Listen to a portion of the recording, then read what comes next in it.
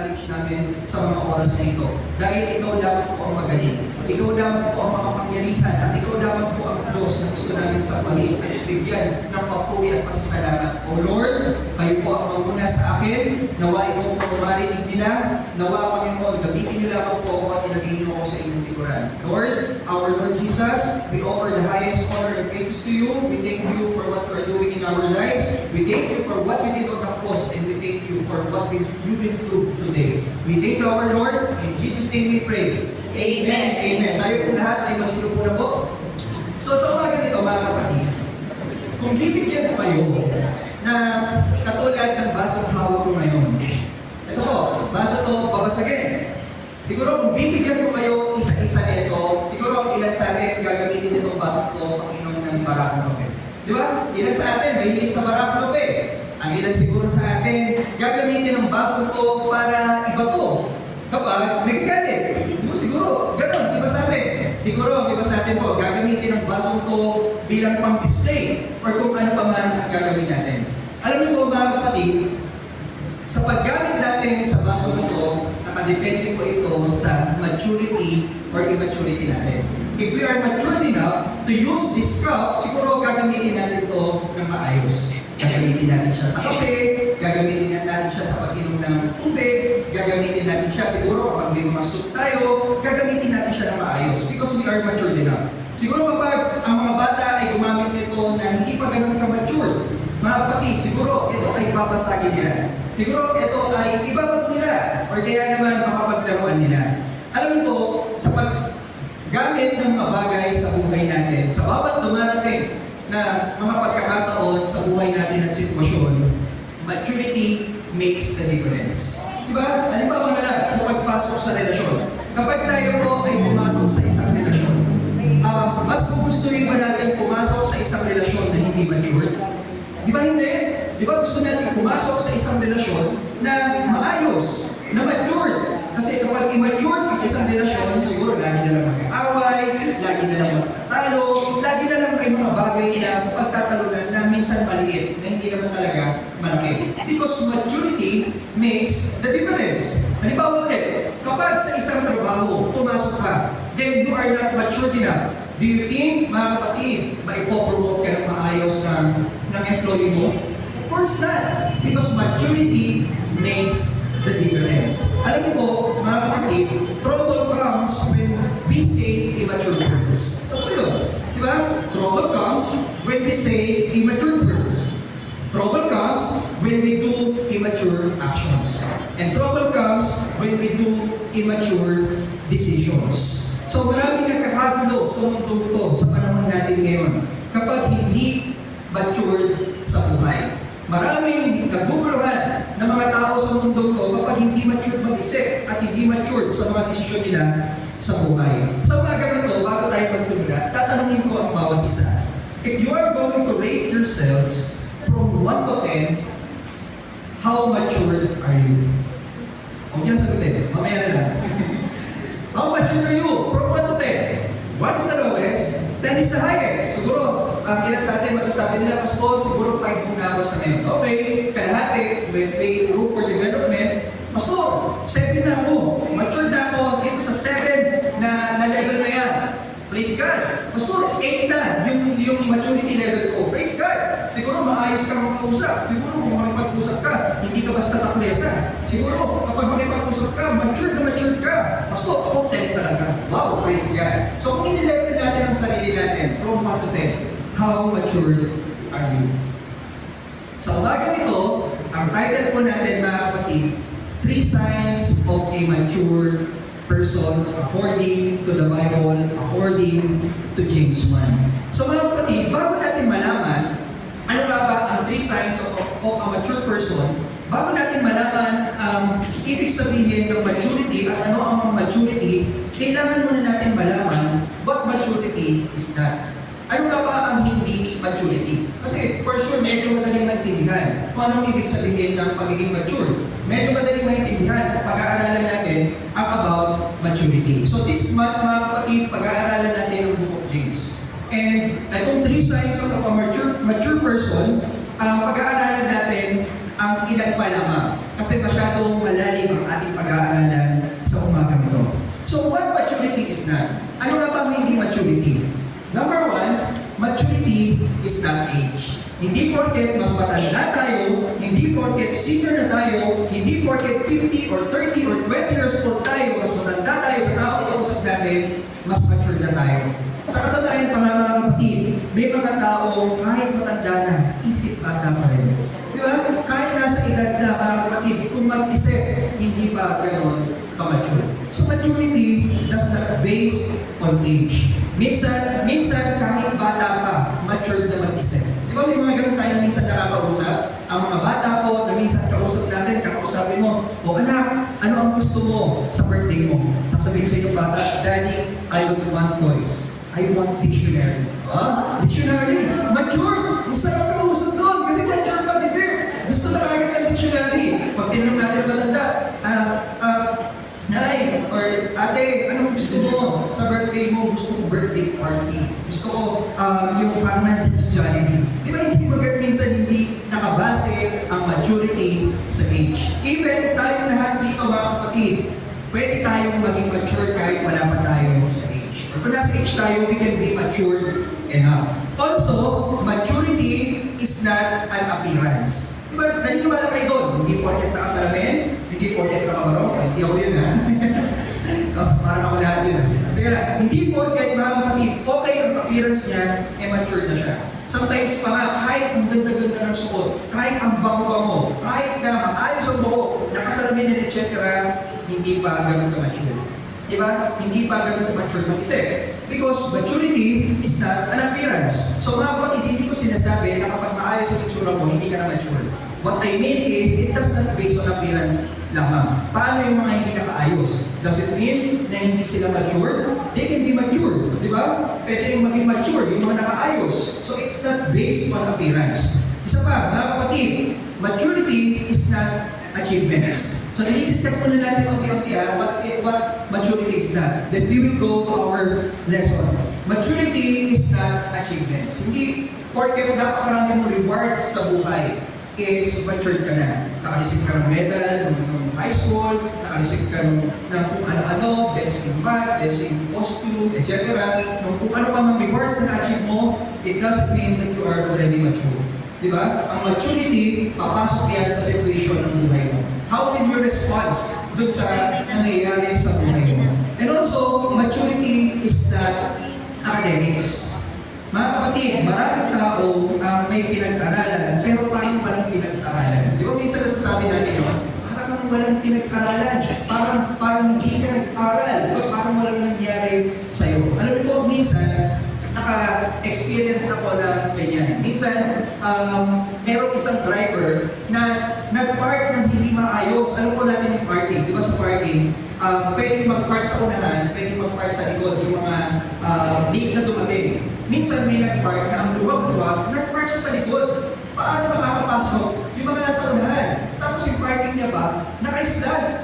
Ang ganda ng kotse, malinis, makinis, bagong car wash. Ang ganda ba ng tatak ng kotse, talagang bagong-bago.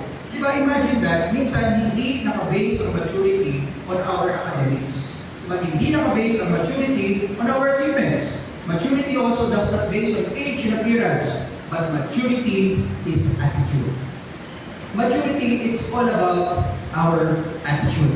Our response in this life, mga kapatid, doon pumapasok kung gaano nga ba tayo pa-mature bilang isang tao at bilang isang Kristiyano. Ang sarap sa pakiramdam na kapag ang dalawang mag-asawa, matured ang attitude. Diba? Siguro, hindi masyadong nag-aaway, yung mga maliliit na problema, maliliit na bagay, hindi napapalaki. Diba? Minsan kasi ang mga mag-asawa ngayon, maliit na problema, nagugulat ka, ang laki-laki na. Hindi lang nahugasan yung plato, kinabukasan, galit na galit na sa'yo. Diba? Hindi ka lang napansin, kinabukasan, galit na sa'yo. Diba? Minsan mga maliliit na bagay, kapag hindi ka matured enough, napapalaki. Diba? Ang sarap sa pakiramdam that when you are matured enough, and when you are matured in your attitude, masarap kasama yung mga taong ganyan. Diba? So sa umaga nito, mga kapatid, to study the three signs of a mature person, ang unang sign natin, o a mature person or Christian is meron siyang self-control. Ang mature na Christian, ang mature na tao, meron po siyang self-control. Basahin po natin ang James chapter 1, mga kapatid, 2-3. Consider it pure joy, my brothers, whenever you face trials of many kinds, because you know that the testing of your faith develops perseverance. So bago tayo tumuloy dito sa pag-discuss on the self-control dito sa James 1:2-3, alam niyo po ba na ang difference between humans and animals is self-control? Naniniwala ba kayo doon? Alam niyo po ang mga hayop, kahit saan yan dumumi, saan maabutan, saan sumakit ang tiyan, dudumihan kung saan man. Ang mga tao po, tayong mga Kristiyano, binigyan ng pag-iisip ng Diyos, binigyan ng puso, binigyan ng self-control sa buhay, kaya natin kontrolin. Hindi tayo basta dudumi kung saan man. Di ba ang mga hayop po, kapag nakakanas ng pag-iinit sa katawan, kahit saan sila abutin, gagawin nila. Pero ang tao may self-control. Kaya magkaroon ng self-control to do such things. Kaya mga kapatid, amazing ang animal kapag may self-control. Di ba, nakaka-amaze ka ako kay Astro eh. Kasi alam niyo po ba, bago siya kumain, nag-pray mo na yan. Di ba, nagsiself-control yan. Hindi basta susubo, ilagay ni Pastor yung pagkain, hindi basta siya kakain. Di ba, pipray muna bago siya kumain. Nakaka-amaze ang mga hayop na may self-control. And also, Christians and persons like us, amazing kung meron tayong self-control. Diba? Alam niyo po, anything without control is actually broken. Mamaya na natin discuss yun sa James 1:3.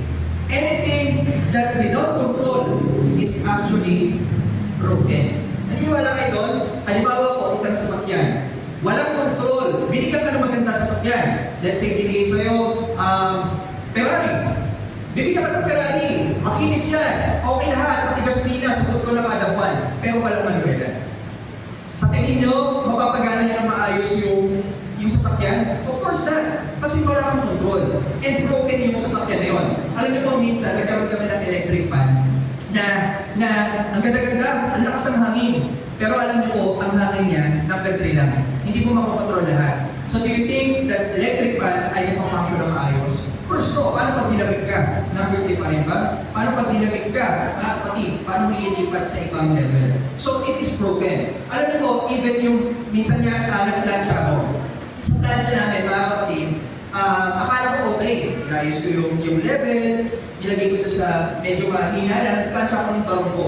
Then yung barong ko, mga kapatid, pagka galaw ko ng ganyan, nabutas. Akala ko yung level ng ano niya, ng init niya, sakto lang. Pagka naglapag ko, butas. So naisip ko, sige na nga, dahil magpipreach ako ngayon, magpipreach ako bukas, kailangan kong bumili kahit umurahing barong. Bumili ulit ako. Pagkabili ko, dahil wala kang ibang plancha, ginamit ko ulit yung plancha. Alam mo pa nangyari? Butas na naman. Alam mo naisip ko, dapat pala bumili na lang ako ng bagong plancha. Hindi na bagong barong. Kasi sayang. You know, anything without control is broken. Naniniwala kayo doon? Alam niyo po, sa buhay natin, if we don't have any control sa sarili natin pamumuhay at madali tayo mahulog sa kasalanan, you are broken. Accept it or not, broken tayo. Kailangan natin magkaroon ng self-control sa tulong ng banal na Espiritu. At kung hindi mo nakokontrol ang sarili mo sa mga bagay na minsan nagiging cause para ma-discourage ka, minsan nagiging cause para lumayo ka sa Diyos, minsan nagiging cause para magkasala ka, kapatid, you are broken. You need God to heal you. You need God, mga kapatid, to heal that wound so that you can have control sa buhay mo. If you are a person and you have no self-control, you are broken. So accept God's healing. Let's accept God's healing so that we can have self-control in our lives. So mga kapatid, if we understand that there is something wrong with us, and we understand that there is something that we need, then that's the time na aayaan ng Lord na magkakaroon tayo ng self-control sa buhay natin. Kaya sa pag-aaralan natin ngayong umagang ito, magkakaroon po tayo ng mga series about maturity ng isang person. So una na tayo yung self-control. So Pastor, ano ba yung i-control namin sa buhay namin? what we will control sa buhay namin. Una sa lahat, mga kapatid, let's control our attitude. We have to learn to control our attitude. Alam niyo po, ang mga attitude na tao na hindi makontrol ang attitude nila, ang hirap kasama. Di ba? Kung baga darating pa lang, ma-attitude na, lumalayo ka na. Darating pa lang, ma-attitude na, yayakapin mo pero nakasibabot ka. Di ba? So, ang mga tao kung hindi kaya mag-control ng kanilang attitude, mga kapatid, mahirap kasama. So we have to learn to control our attitude. Basahin na po natin ang James 1-3. Consider it pure joy, my brothers and sisters, whenever you face trials many times, because you know that the testing of your faith develops perseverance. Tignan niyo po itong verse na to. Sa tingin niyo po ba parang may mali sa verse na to? Tignan niyo sabi dito, consider it pure joy, my brothers, whenever you face trials of many kinds. Sino ba naman magsasabi sa iyo na tao na maging magalak ka kapag may problema ka? Maging magalak ka kapag may pinagdadaanan ka? Maging magalak ka kapag mayroong testings na nangyayari sa iyo? Walang kahit sinong tao. Kasi kung mayroong tao na magsasabi niya ito, bihira lang, pero bihira na may magsasabi sa iyo na maging masaya ka kapag may problema ka. Kasi natural, maranasan natin ang marambutan. Pero, bakit sinabi ni James that we need to consider it pure joy kapag may testings and trials tayo? Bakit? Bakit na sinabi yun? Kasi, you will only consider it pure joy if you have self-control in your attitude. Alam niyo po, sa buhay natin, pwede natin maranasan ang different situations. Pwedeng positive, pwedeng negative. Pero hindi sa lahat ng pagkakataon, positive ang maranasan mo. Pwede mamaya makaranas ka ng negative situation. How will you consider it? Mamaya pwede ka makaranas ng positive situation. Madaling sabihin na mag-joy ka kapag positive.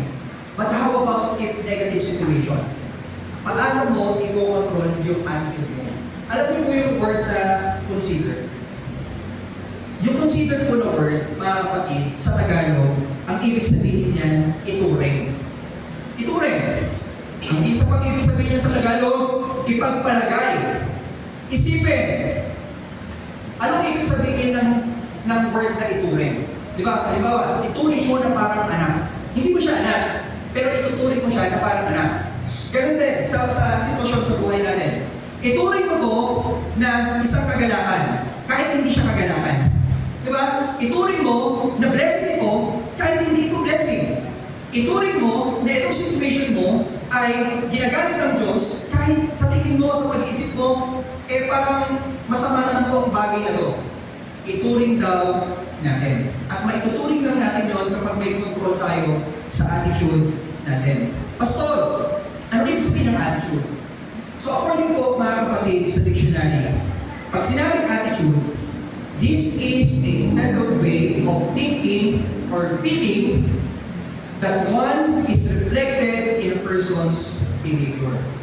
Ano ibig sabihin yun? Ano ibig sabihin nun? Kung ano naisip mo, mga kapatid, yun ang ginagawa mo.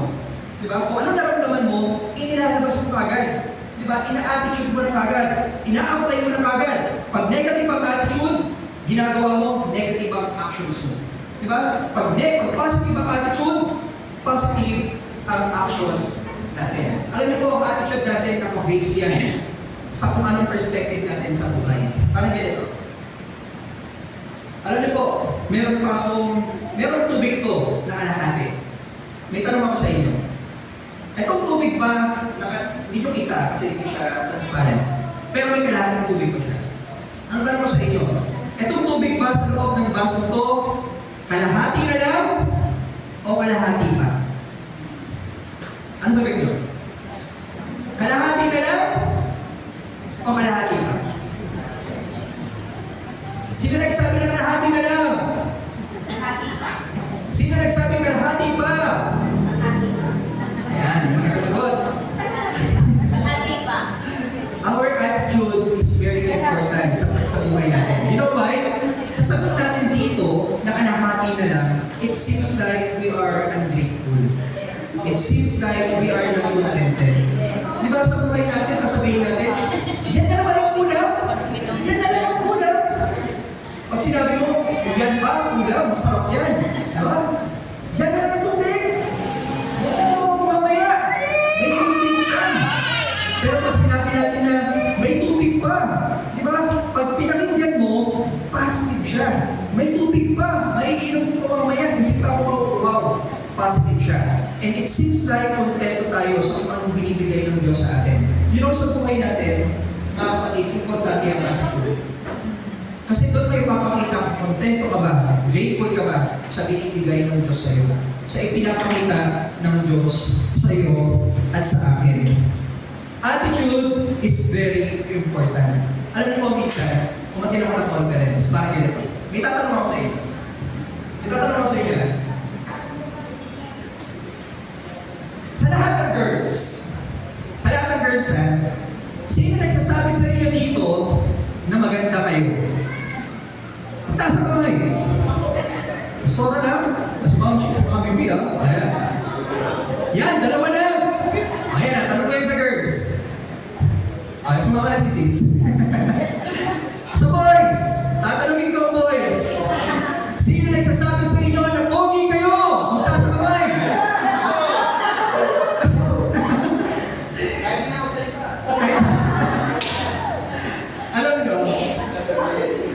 Alam nyo kayo mga girls, maganda kayo lahat.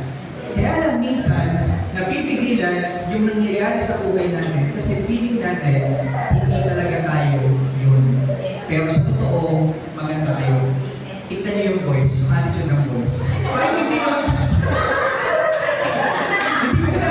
hindi ko sinabi hindi kayo pogi, ha? Pogi naman talaga lahat ng voice na nandito. Sa church na to, pogi talaga sila lahat. Pero yung attitude nila, yung confidence nila na sabihin na pogi sila, nagbibigay ng confidence sa kanila na magsalita. Di ba ganun yun? Kapag tayo mga kapatid, merong attitude na naiiya, tapos pina-introduce ka sa harap, ikaw, sir, ma'am, introduce mo yung sarili mo sa harap. Sasabihin niya, ay, ako po si ako po pala tayo, ang ganda-ganda mo, ay, piyak mo yung sarili mo. Di ba? Pero kapag ikaw, kahit na hindi ka nakaayos, kahit na sa tingin ng ibang tao, hindi ka nakapagawapuan, ay, ako nga pala si Christian Potasuan, can I know your number? Gagano'n ba, di ba? Diba kasi iba yung confidence na mayroong attitude na maganda. Iba yung confidence kapag may self-control ka sa attitude na positive. Amen ba? Amen. Alam mo po sa mundong to, naglalaban lang yan sa dalawa. The negative attitude and then the positive attitude. Saan ka pwesto? Pwesto tayo sa positive attitude. May mga times na mararanasan natin yung mararamdaman natin na parang ba may negative attitude tayo na ilalabas. Pero, ano sabi dito? Consider it your joy. Ituring natin ang kagalakan yung mga negative situations na mangyayari sa atin. So mga kapatid, in our attitude, watch it. Watch your attitude. Tignan mo yung attitude mo. Why? Kailangan mong manmanan. Bakit? Bakit natin kailangan manmanan ang attitude natin sa lahat ng oras? Because attitude is everything. It is everything. Sa bawat araw ng buhay natin, diyan makikita kung totoong Kristiyano ka o hindi. Paano ka humarap sa mga tao na nakakasalubong mo? What is your attitude sa Kristiyano at sa hindi Kristiyano? Kapag Kristiyano ba, maayos? Pag sa harap ng hindi Kristiyano, hindi naman maayos? What's your attitude? Because it is everything. Alam niyo po sa buhay natin, kung ano man ang sitwasyon na nangyayari sa iyo, ano man ang testings na nangyayari sa iyo, hindi ko man alam, alam ko, may mangyayari man sa akin ng problema or hindi, alam niyo po, life is 10% what happens to you. Kung ano mangyayari sa iyo, 10% lang yan. Alam niyo kung ano yung 90%? 90% on how you react to it. That's 90%. It is what will dictate your attitude. Doon madidictate yung attitude mo sa kung paano mo magre-respond sa kung ano nangyayari sa buhay mo. 10% lang ang nangyayari natin sa atin. It always comes inside. Di ba? 90% lagi yung attitude natin. Paano ka nagre-react? Ano po, minsan, meron akong nakanood. Hindi ko alam kung bata pa yata ako nun, parang yung pera ko kayo. Sino nakakot dito sa pera ko kayo? Pera ko kayo! Siguro iba dito, laban ng bawi na lang. Laban ng bawi na lang ang napanood. Yung sa napanood ako, sa Itbulaga or Pera or Bayong. Alam niyo po, yung contestant sa kanya, o ikaw, pera o bayong? Sabi niya, bayong! O sige, bibigyan ka ng 10,000. Sabi niya, ulit, sabi niya, ano ulit, host, pera o bayong? Bayong ulit, 20,000. Ayaw pa rin. Sabi niya, bayong ulit. Sabi nung sumalig, bayong ulit, 30,000. Sabi niya, bayong 40,000. Nung narinig yung 40,000, sabi niya, sige, pera na lang. Alam niyo ang nangyari? Nung tinaas na yung bayong, lumabas, house and land. Ay, ito siguro ako magbubulan. At panghinayang. Pero alam nyo, siya rin ang hinayang. Pero what if, lumabas doon ay bawang sa bayong? Siguro, masaya na tayo sa 40,000. Alam niyo po, mga kapatid, makuha naman yung bawang or pera ay house and land. May nabalitaan ako sa isang mga ganyang entertainment sa TV show. Mauuwi niya pa rin ng 40,000. Lumabas man ng house and land or pera, mauuwi niya ang 40,000. So what does it mean? Minsan may mga bagay na akala natin, mga kapatid, mas malaki yung nawala sa atin. But the truth is, kung ano na ang hawak natin, minsan yan yung bagay na malaki na binibigay sa iyo ng Diyos. It's all about your attitude. You have to look, mga kapatid, and appreciate ano ba yung binibigay sa iyo ng Diyos na ngayon kailangan mong i-appreciate and i-acknowledge. Minsan ba may nakausap ako? Ay, hindi pala nakausap. Nabasa ko to. So, may isang sundalo na galing sa era. Ano sila? Grupo. Sabi ng leader, sa wakas, nanalo tayo sa gera. Sabi ng leader, sabi niya, kaya lang, naputol yung mga imin. Naputol yung braso mo. Dahil sa gera, sabi ng naputol yung braso. Wait, teka lang, nagkamamali ka. Binigay mo yung braso ko para manalo tayo sa gera. Alam niyo po, it's all about attitude. Sometimes we need to do something. Hindi yung braso mo. Sometimes we need to do something na attitude natin sa buhay to win the battles in our lives. Alam niyo kaya hindi kayo nanalo minsan? Kasi may attitude ka ba? Alam niyo po, kaya hindi tayo minsan nanalo kasi may attitude tayo hindi mabitawan. Bitawan po natin siya. Do your best to reject negative attitude. Why? Because as a Christian, we need to be a positive person. We need to be a positive person. And do your best, mga kapatid, to reject a negative attitude because a negative attitude, number one, magnifies the problem. Ano sabihin ng magnifies? Pinapalaki niyo yung mga maliliit na problema. Di ba? Minsan, pakitignan niya yung katabi mo. Maliit ba na problema, pinapalaki niya? Pakitignan niya. Mga kapatid, reject the negative attitude. Yung mga maliliit na problema na yan, hindi yan basta-basta pinapansin. Dapat yan, binibigyan ng solusyon, hindi pinapalaki. Kapag hindi mo nireject ang negative attitude mo, expect sa lahat ng oras mainit ang ulo mo. Expect na sa lahat ng oras, yung mga maliliit na bagay na nakikita mo, onting hindi na walis, galit na galit ka.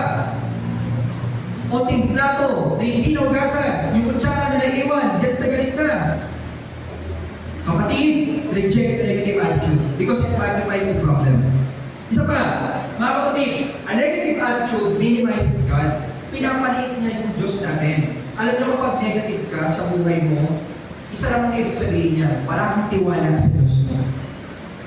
Isa lang ang ibig sabihin niya, kapag negative ka sa attitude mo, mga kapatid, pinapaliit mo ang Diyos. Diba, parang ikinukulong mo siya sa isang garapon na hindi mo pinapalabas. Buti pa yung genie lumalabas. Diba, pero ang Diyos minsan, hindi natin pinapalabas.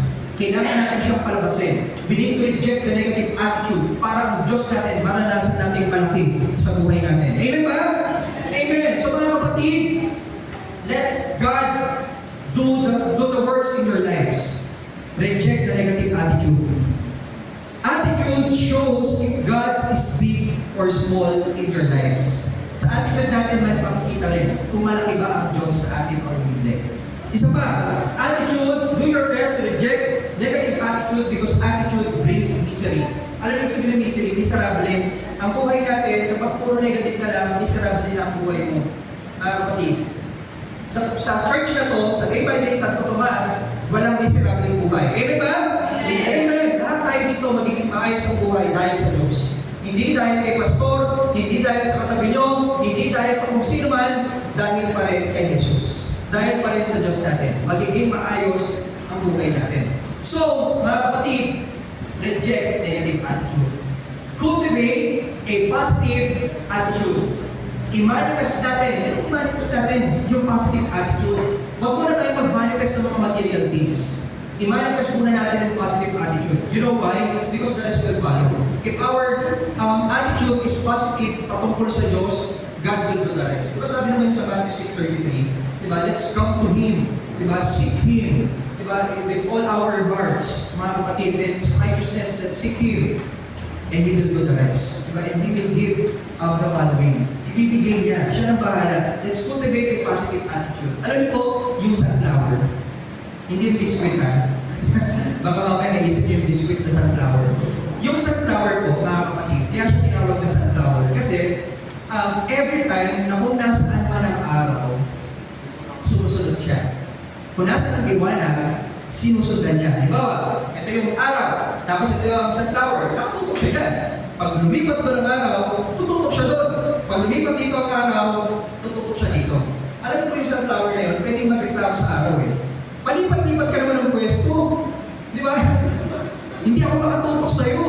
Pwede mo mag-stay ka sa isang lugar. Pwede siyang magkaroon ng negative attitude na gano'n. Pero, ano man ang sitwasyon ng araw, ano man ang posisyon ng araw, meron siyang positive attitude na makakamit niya ang liwanag. Kapatid, hindi natin kailangan mag-focus sa katiliman. Mag-focus ka sa liwanag. Mag-focus ka kay Kristo.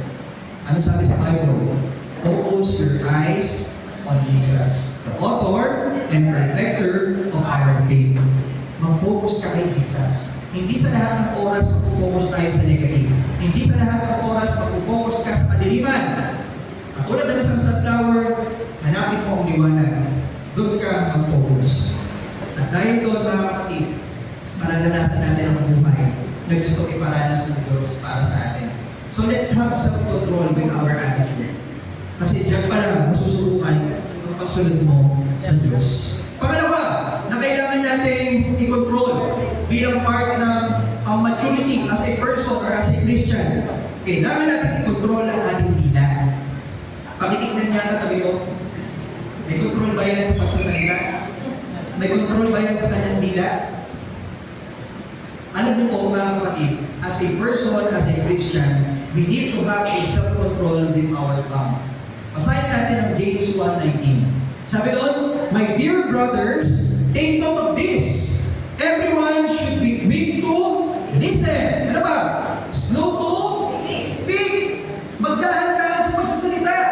Kontrolin kung ano lumalabas sa bibig. Kontrolin ang dila. Why? And slow to become angry. Kapatid, if we don't know how to control our tongue, sa lahat ng oras, lahat ng sasabihin mo, hindi maganda. Ang tawag na sa'yo, taklesa. Di ba, papasok ka pa lang sa bahay, hindi ng bahay mo. Nakitayo ka naman. Makikikain ka na lang, sasabihin sa'yo, tuyo lang ang ulam mo. Hindi mo lang pinatikim ng adobo. Hindi mo lang pinatikim ng lechado. Di ba? Mga kapatid, sometimes we need to control our tongue. Because the tongue, mga kapatid, can destroy or encourage. Can discourage or encourage. That's why we need to control our tongue. Isa pa, basahin natin in James 1:26. If anyone considers himself religious and yet does not keep a tight rein. Ito yung word na tight rein. Mamaya, i-discuss natin yan ha. Ito yung word na tight rein. On his tongue. He deceives himself and his religion is worthless. Worthless daw ang religion natin kapag hindi tayo kaya mag-control ng mga sinasabi natin. Alam mo yung word na tight rein? Tight rein on his tongue. Ang ibig sabihin niya, rendahan ng mahigpit. Kung baga talian mo. Hindi pa literal na talian mo yung bibig mo. Talian mo yung mga dila nyo. Hindi literal yun. Pero what I mean, you need to control. Di ba? You need to have self-control with your tongue. Kasi, mga kapatid, nakakasakit minsan ang pagsasalita. Alam niyo po, minsan, merong isang LPG, tapos yung LPG na yun, di ba ang LPG po nakakabit yan sa tangke, tapos nakakabit dun sa, ang tawag doon, burner. Ayan. Nakakabit yan sa burner. Tama di ba? Minsan may nakita ako sa isang palabas na natanggal sa burner yung hose. Tapos nakabukas yung tangke. Ano yung nangyari? Yung hose gumagano-gano, no? Kahit saan tumutok, aapoy. Susunog kasi nabuksan yung burner eh. So magkakaroon siya ng apoy. Kahit saan tumutok, aapoy. Walang kahit sinong lumapit. Nung meron lumapit, nasunog siya. Alam mo, minsan ganun ang gilid natin. Kapag yan hindi nakatali, tapos lahat ng salita, nilalabas mo na hindi mo iniisip, na hindi mo pinokontrol, makakasakit yan. Diba, minsan akala mo yung pagmumura mo, expression na. Pero sa iba pala, nasasaktan na siya. Na minsan akala mo yung mga pang-aasar mo, okay lang. Hindi lang nila minsan nagsasalita, pero yun pala nakakasakit ka na. Diba? Akala natin minsan yung masasabi natin salita ay mabuti. Yun pala hindi mabuti. So mga kapatid, as a Christian, mag-ingat po sa magbibitaw ng salita. Alam niyo po, isa sa mga fruits of the Holy Spirit na pinag-aaralan natin sa church na to is self-control. Di ba? Di ba? Inaral natin yan last time. Sa Spirit-filled, as a Spirit-filled Christian, we know how to have self-control in speaking. Di ba? Sa tongue natin. The tongue can hurt. Nakakasakit po ang pagsasalita ng hindi maganda. Maraming tao ang masakit magsalita. Pakinig niyo ulit yung katabi mo. Masakit ba yan magsalita? Masakit ba yan? Mag-ituro. Tignan nyo na. Mag-ituro to. Mabubuking tayo. Tignan lang. Ang bawat salita ay umihiwa sa puso ng tao. Di ba sabi naman din sa Bible, the words can pierce into the hearts of men. Maliban sa salita ng Diyos, ang salita kasi ng Diyos, it's a two-edged sword. Ano yun? Kung tumatagos talaga sa puso ng tao yun. Kaya mga kapatid, kapag nagpipreach yung pastor, tapos parang tinatamaan kayo, huwag mong isipin na pinapatamaan mo kayo. Huwag yung isipin yun. Kasi salita ng Diyos ang nangungusap sa iyo. Kasi isipin nyo, pinapatamaan naman ako ni pastor, hindi na nga ako next week. Sabi ni pastor, hindi daw ako makatinig. Hindi ko yung pinapatamaan. Mga kapatid, ang salita ng Diyos ang nangungusap. Pero ang salita ng tao, powerful din yan. Pwede yan makasira ng puso. Humihiwa yan sa puso ng tao. So ingatan natin. Ingatan natin ang mga salitang lalabas sa buhay natin. Kasi alam mo bakit? Bakit natin kailangan din ingatan? Kasi it will determine yung future din yung kinakausap mo. Alam niyo po sa bansa natin ngayon, hindi ko alam kung may batas na kapag pinalo ka ng magulang mo, may papakulong ka. Ito mas magaroon. Alam niyo po sa tingin ko, kapag ipagsabi ka lang naman papaluin, sa tingin ko, para i-disiplina ka, okay lang naman yun. Alam niyo kung ano hindi okay? Sana magkaroon ng batas na ang mga magulang dapat hindi sinasabihan ng masasama ang mga bata. Halimbawa, hindi sinasabihan ng mura. Alam niyo kasi, at nakakarinig ako sa mga panahon ngayon, na ang batang-bata pa, binumura na. Diba? Batang-bata pa, kasabihin sa kanya, 3 years old na, sasabihin sa kanya, wala ka talagang kwenta. Wala kang makinabang.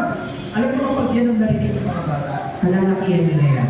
At dahil maraming bata ang nakakarinig ng hindi magandang mga salita, kapatid, asahan mo, baka mag-rebelde sa iba ng araw. Maliban na lang, talagang ang Diyos ay kumilos talaga at protektahan ng bata. Pero, alam niyo po, ang pagsasalita para yung pagiging sculpture. Ano yung sculpture?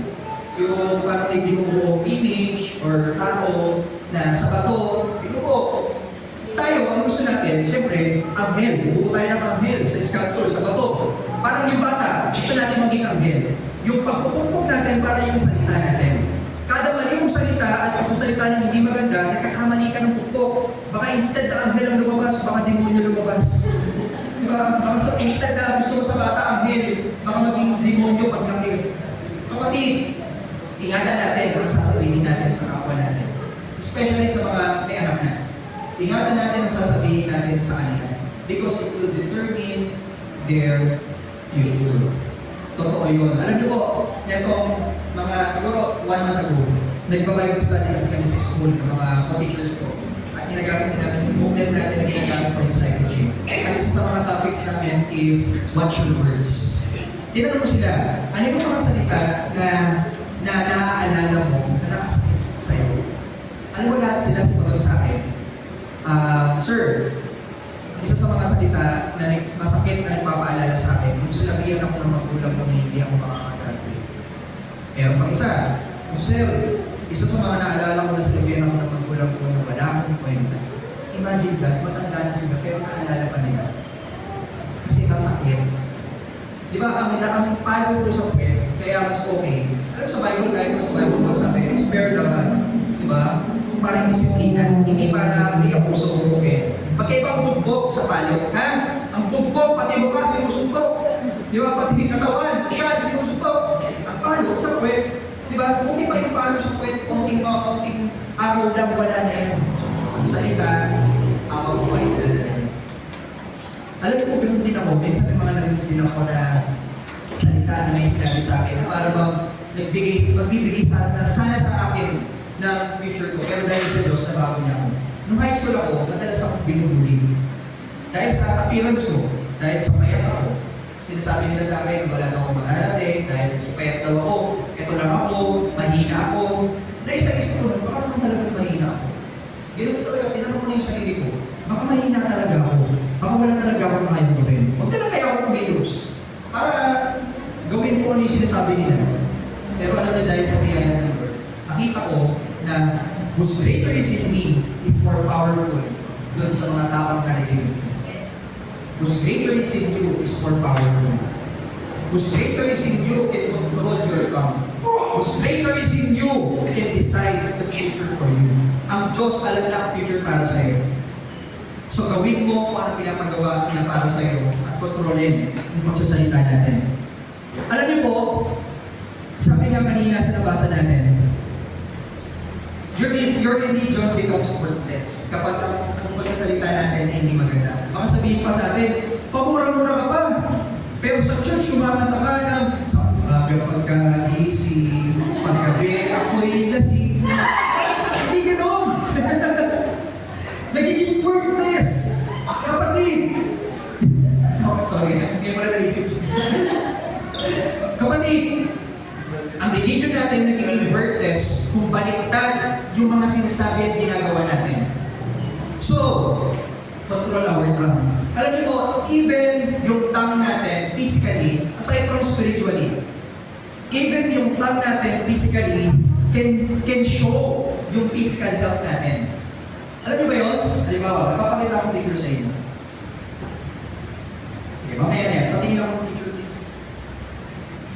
Mukhang malayo ka. Dulo, yung picture sa dulo muna. Ayan, sige. Commercial muna tayo. Tignan niyo muna. Mukhang malayo ka. Sige. Yan, mga kapatid. Meron akong picture. Nasa dulo pala niya. So sa picture na ito, mga kapatid, even physically, madidictate kung ano ang health mo. Okay? Kung healthy ka ba or hindi. By the way, gusto ko lang iklaro na hindi porket maitim ang labi, nag-iossi na. Ako maitim ang labi ko. Madalas may nagtatanong sa akin, nag-iossi ka ba? Bakit maitim ang labi mo? Hindi isa labi nakikita yan. Alam mo kung saan? Sa dila. Tignan niyo pa mga bagay na to. Kapag ang dila mo ay merong mga hiwa-hiwa, mga kapatid, meron ka psoriasis, meron kang skin disorder, may sakit ka, mga kapatid. Pag tinignan ng doktor yung dila mo at may ganyan ka, may sakit ka, may psoriasis ka. Isa pa, ito, tignan natin ito. Tignan niya. Kapag may nakita ka na isang tao na may buhok-buhok sa dila, meron bang gano'n? Kumain ang buhok. May mga black and hairy sa buhok. Alam mo ano yan? It might be caused by excessive smoking. Ito daw yung mga sobrang mag-yosi. Sobra ayan, poor oral hygiene. Hindi madalas nag-toothbrush. Hindi madalas mouthwash, etc. Yung mga ganyan. or layer patches sa dila mo, mga kapatid, meron ka oral candidiasis. So, search nyo na lang kung ano ba yung mga yan. So, mga kapatid, kung physically, mapapakita kung ano ang laman ng dila mo, how about spiritually? Kung ano lumabas sa'yo, automatic, malalaman kung ano nga ba ang level ng spiritual mo. Diba? Kung ano lumalabas sa bibig, it will show how deep you are sa relationship mo kay God. Alam niyo, minsan may nakakausap ako, walang ibang lumabas sa bibig niya, kundi salita ng Diyos. Walang ibang lumabas sa bibig niya, kung hindi ang plano ng Diyos. Walang ibang lumabas sa puso niya, sa bibig niya, kung hindi yung na-devotion niya, na pagdaanan niya, na pag-pray niya, kasi yun yung laman, level ng spirituality niya. Same thing with us. Ano madalas lumalabas sa bibig natin? Ano madalas na narinig sa'yo? Mga kapatid, dyan naka-level din ang spirituality natin, our relationship with our Lord. So, think before you speak. Think before you speak. Maraming tao baliktad. Speak before you think. Diba? Nasabi mo na, tapos bigla mo naiisip, mali yung nasabi ko. Sabi ko dapat maganda siya. Nasabi ko mataba siya. Baliktad. Diba? Kapatid, as a Christian, we need to think before we speak. Isipin mo muna, yung sasabihin ko ba worthy? Yung sasabihin ko ba pure? Alam nyo kung para matest nyo kung yung mga sasabihin nyo at iniisip nyo ay biblical at maayos sa paningin ng Diyos, pumunta kayo sa Philippians chapter 4 verse 8. Ano sabi doon? Sabi doon, di ba? Whether it is pure, noble, righteous, think about such things. Isipin doon natin. Pure ba to? Kung mura yan, hindi yan pure. Pure ba to? Nasabihin ko sa kanya na maging po siya, magpatuloy siya. Pure, sabihin ko. Pure ba? Nasabihin sa kanya na hindi ka na lalago pa. Pure ba yun? Hindi. Huwag mo na sabihin. Diba? So, think about such things. Lahat ng mga pure, noble, righteous sa harapan ng Diyos. So, self-control begins with control. Naniniwala kayo doon? Diba? Diba? Attitude. Connected yan. Parehas na nasa head. Diba? Attitude, sa mind, then your tongue. Control your attitude, control your tongue. Isa pa, another area of control is of course our emotion. Sino dito mga masyadong kapag emosyon, galing na galing? G? Di ba, G tayo? Kapatid, we need to control our emotion. Hindi laging pinagbibigyan at pinagdanataran ang damdamin. Hindi wala kayo doon? Alam niyo po, kapag ikaw, lagi mo pinagdanataran na kahit hindi mo boyfriend, tapos lagi mo sinasabi, mahal mo, kahit hindi mo asawa, sabihin mo, gusto kita, mali-take advantage ka. Hindi sa lahat ng oras pinagdanataran ang damdamin. At hindi sa lahat ng oras pinagbibigyan. Ano sabi sa Bible regarding our emotions? Ano sabi? Mapanlinlang. Mapanlinlang. So, hindi lahat pinagbibigyan. Especially yung galit. Ang galit, hindi laging pinagbibigyan. Ang anger, hindi laging pinalalabas sa buhay natin. Basahin natin ang James 1:19-20. My dear brothers, take note of this. Everyone should be quick to listen, is slow to speak, and is slow to become angry. Slow. Bagalan. Pag sinabing slow, hindi yung parang medyo mabilis pa ng konti babagalan po natin. For man's anger does not bring about the righteous life that God desires. So yung sobrang galit na minsan nagkakos ng distraction, hindi nakakapagbigay ng papuri sa ating Diyos. Basahin natin sa Tagalog. Dahil ang pagiging magagalatin ng tao ay hindi nakakatulong upang magawa kung ano ang ayon sa kalooban ng Diyos. Hindi lahat ng galit nakapagbibigay ng pakinabang sa atin. Kilala niyo si Moises. Di ba si Moises yung kinain ng balyena? Joke lang yun. Si Moises, yung nag-lead sa mga Israelita palabas ng Egypt. Tama ba mo? Mga kapatid? Okay, tama. Alam niyo po ba si Moises ang dahilan kung bakit hindi siya nakapasok sa Promised Land? Alam niyo bakit? Kasi sabi ni Lord sa kanya ganito, Moises, iutos mo sa bato na maglabas siya ng tubig para makainom ng mga Israelita.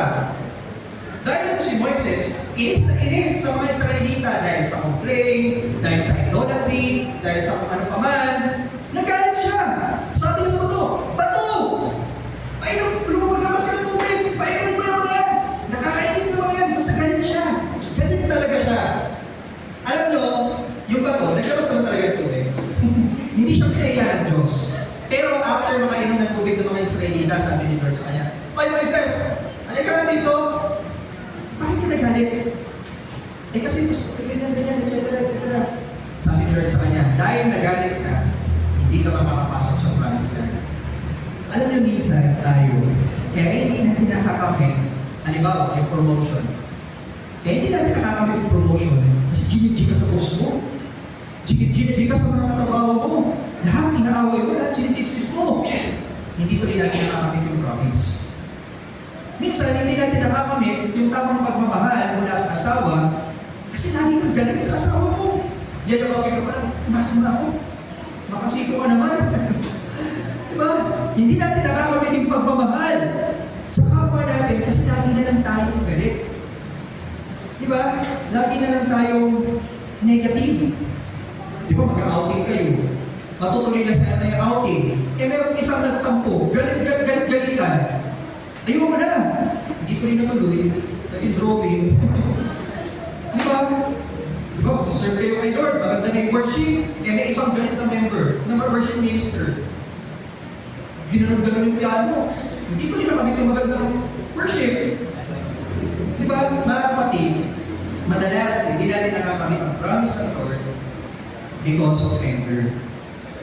Kapatid, kung galit man tayo, hindi ko iwasan na minsan parang nararamdaman. Hindi ko ini-invalidate minsan yung nararamdaman natin.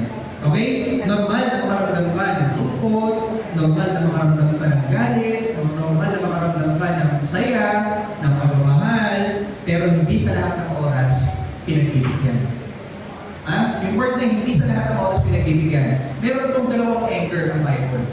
Merong holy anger, merong sinful na anger. Ano yung sabihin nun?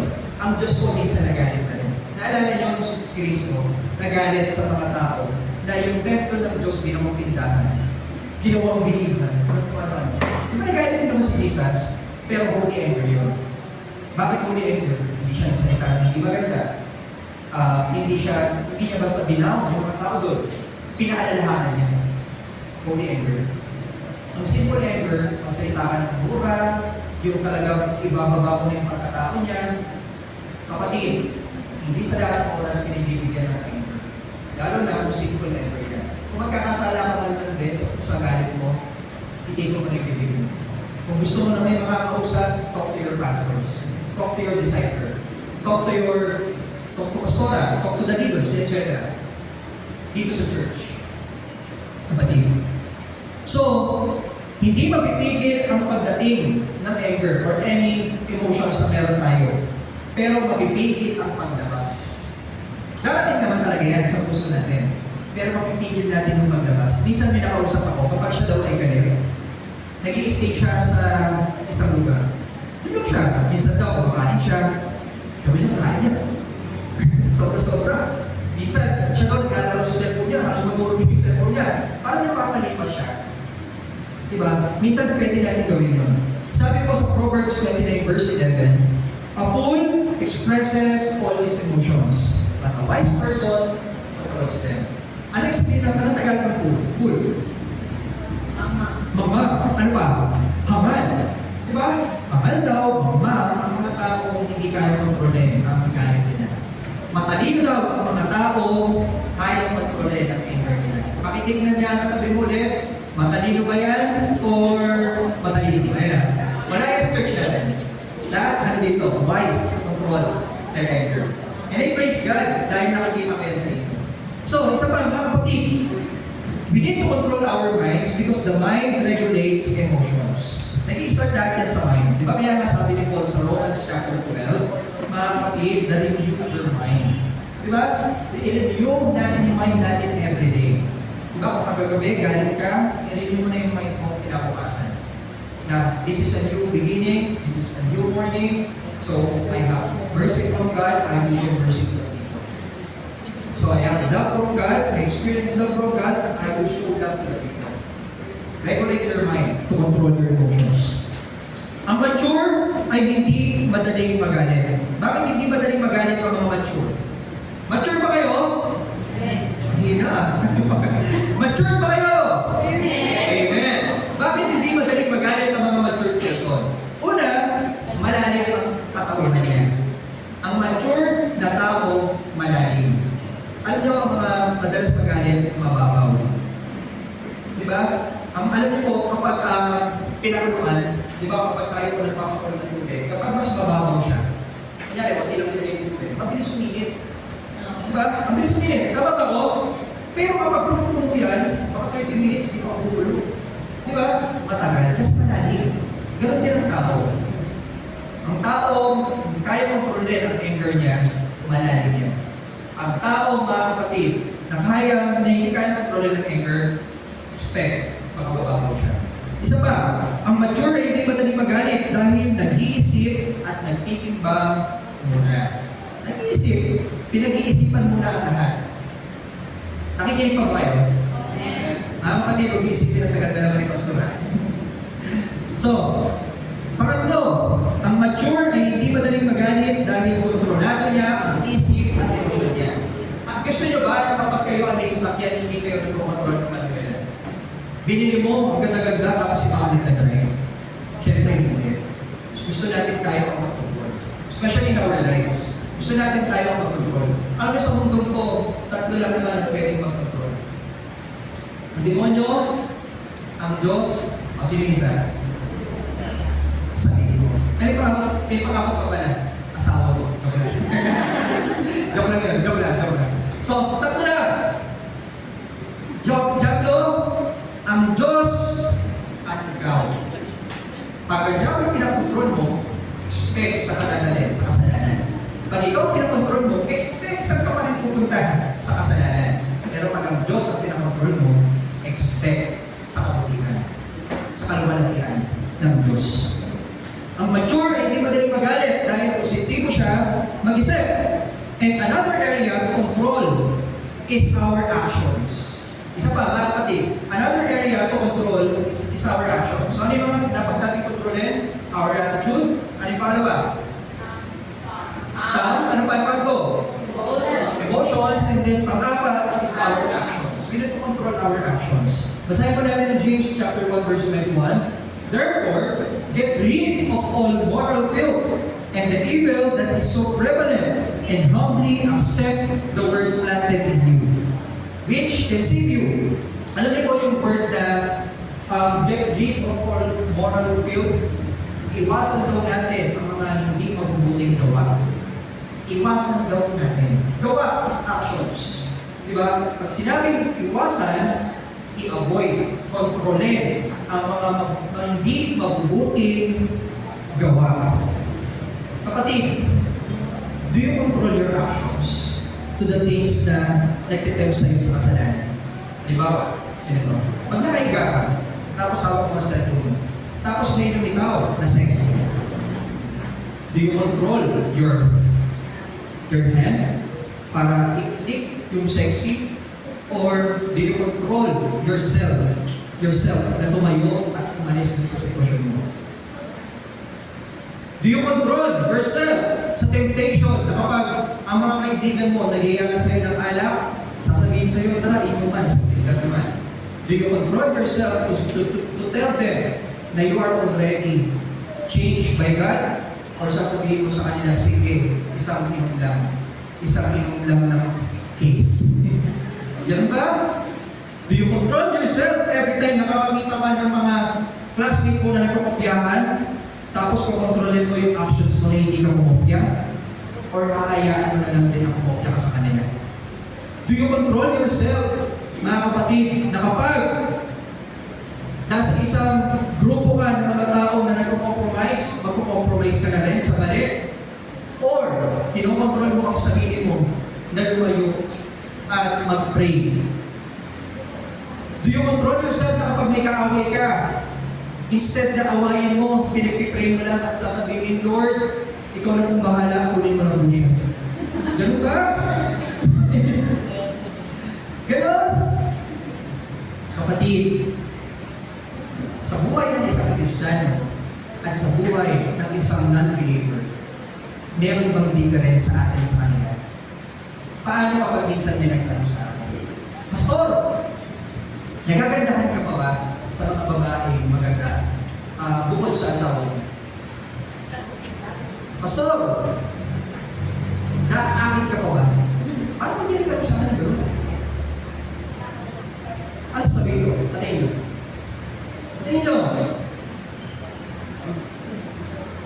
Sabihin nyo lang si Pastor, oh. Kapatid, may mata ako, marunong ako mag-appreciate ng maganda sa hindi. Nagagandahan ko. Pero, hindi ako magpapaakit. Bakit? Ang unbeliever ko, kapag yan ay hindi controlled by the Holy Spirit, magagandahan siya at magpapaakit at magpapahulog sa puso.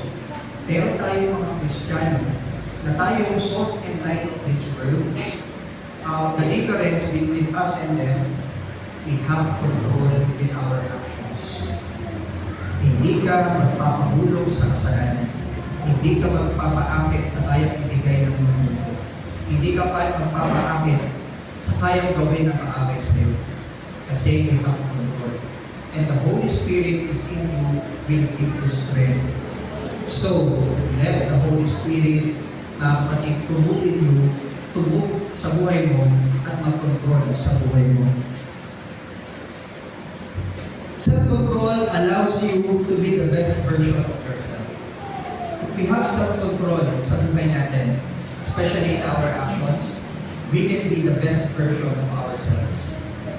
Parang isang nag-gym, kapag ikaw may control, may disiplina ka, na mag-workout every day, at least 10 minutes or 15 minutes a day, you will be the best version of yourself.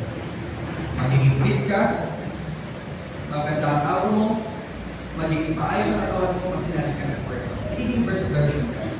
As a Christian, ganoon din tayo. If we allow our God to give us the strength to control our lives, kapatid, yung kalooban ng Diyos sa'yo, mararating mo. Kasi hindi ka na basta nauulog sa kasalanan, hindi ka na basta na nadi-discourage kapag may problema, hindi ka na basta nadi-discourage kapag may mga pagsubok, kasi may self-control ka na. And that what is a mature person. Kasi Christian, hindi tayo habang buhay baby. Hindi ka habang buhay baby. Gusto mo ba yung baby mo, 30 years na baby pa rin? Ang laki-laki na, iyak-iyak pa rin. Gusto pa rin detective. Hindi habang buhay baby ang baby. Lumalaki rin yan. Same thing with us as a Christian. We need to grow up. We need to mature. In this church, I know, magmamature tayo sa tulong ng banal na Espiritu at ng Diyos natin si Jesus. Amen ba? Amen. So, ulitin ko yung tanong ko. Who controls you? Ulitin ko. Who controls you? If the devil controls you, repent and come back to God. If you control yourself, repent and ask God's help.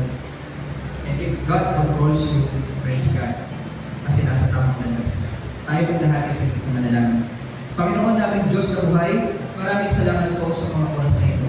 Salamat Panginoon dahil gusto kami tutupan na hindi lang kami basta habang buhay sa buhay. Na kami po, Panginoon, ay gusto nyo turuan na mag-grow. Na kami po, Panginoon, gusto nyo maturuan na mag-mature bilang isang anak ninyo. Dalangin po, Panginoon, na ba ang mga salita ninyo ay hindi lang basta namin narinig. Nawa ito po ay tumatak sa puso ng bawat isa. Nawa ay tumatak sa isip ng bawat isa. Nawa, Panginoon, maranasan nila ang kapangyarihan mo. Natutulong para patuloy ng buhay namin. O Lord, ikaw lamang po ang magaling. O Lord, ang mga salita mo lamang po, ang aking dinadalangin na tumatak sa kanila. Nawa, Panginoon, lagi niyong iparanas sa bawat isa na malakas ka kesa sa mundo. Na mas malakas ka na pwede magbigay sa amin ng kalakasan para kontrol ang mga bagay na binibigay ng mundo ito. Salamat po, Panginoon Jesus, sa ginawa niyo sa krus. Salamat po sa ginagawa niyo sa aming buhay. At salamat po sa mga pangako niyo na inyong tutuparin. We thank you, our Lord Jesus. We bring up the highest honor and glory to you. In Jesus' name we pray. Amen and amen.